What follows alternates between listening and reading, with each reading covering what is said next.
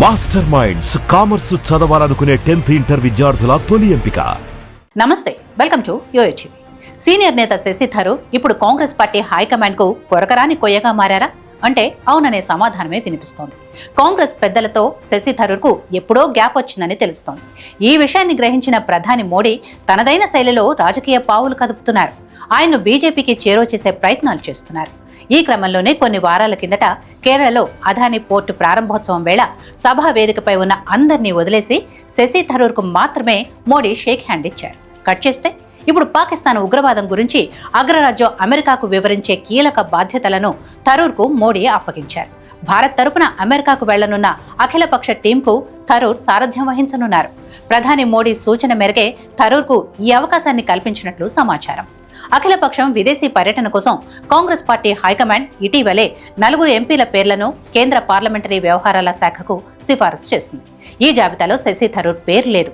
అయినప్పటికీ ఆయనకు ప్రత్యేక టీం సారథ్య బాధ్యతలను మోడీ సర్కార్ అప్పగించడం గమనార్హం.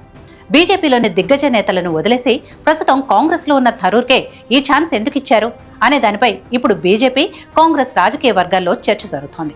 వచ్చే ఎన్నికల నాటికి బీజేపీలోకి థరూర్ వస్తారని కొందరు చెబుతుండగా మోడీజీ రాజకీయ వ్యూహాన్ని ఎవ్వరూ అంచనా వేయలేరని ఇంకొందరు అంటున్నారు.